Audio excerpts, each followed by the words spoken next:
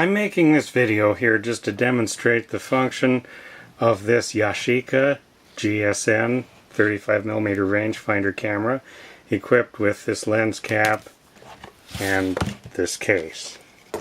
And I thought first what I'd do is just show that I have put a battery in the bottom compartment here. It does not come with it, but if I were to push the battery check button on the back here, we can see over here that the light comes on. See there? So we've got power in the camera right now, and this camera features a lock for the shutter, and then you can take that off so that it'll work. So if we advance this, there we can see that gold light came on. It's saying it's going to be a slow exposure. If I were to run this up to f1.7, there we saw the red overexposure light comes on. And so somewhere in between here, it's going to jump from one to the other. Now it's a little tricky as to, there's the orange one and there's the red one. There, that went out. There's the orange one. The metering is working. It seems like it's a little bit touchy as to what makes that light come on. And there it goes out. But anyway, it does seem like it's automatically picking the right setting. There, if I block that off, we can see it was much longer than if I leave that exposed to the light. Okay. If we look inside, I'm going to open it up. There we are.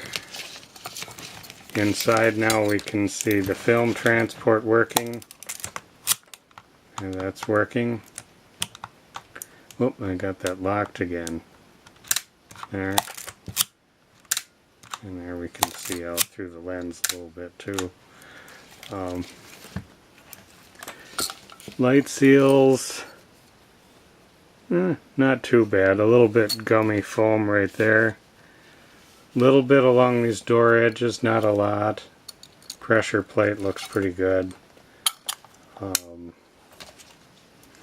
Somebody put their initials on here and just some stickers. Those, I'm sure you could just peel those off and clean up the adhesive. Still has the little protector over the hot shoe for the flash. And the other thing on these cameras that often really gums up is a self-timer, and on this one it works.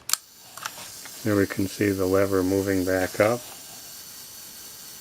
Sounds pretty smooth. And there it worked.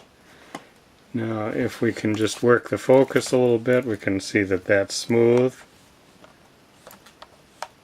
And if I were to change this over to the bulb, so that now there we can see the aperture blades, and we can see that those are working nicely down in there, wide open, closed down to f16.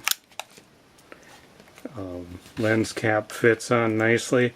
I'll open this up and take the battery out just so you can see the inside of the compartment.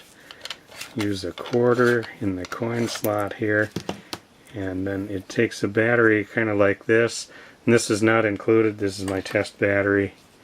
I did notice on here on the underside of this battery compartment it's a little corroded, and I had to scrape on this edge here to make it make contact with the surface of the battery.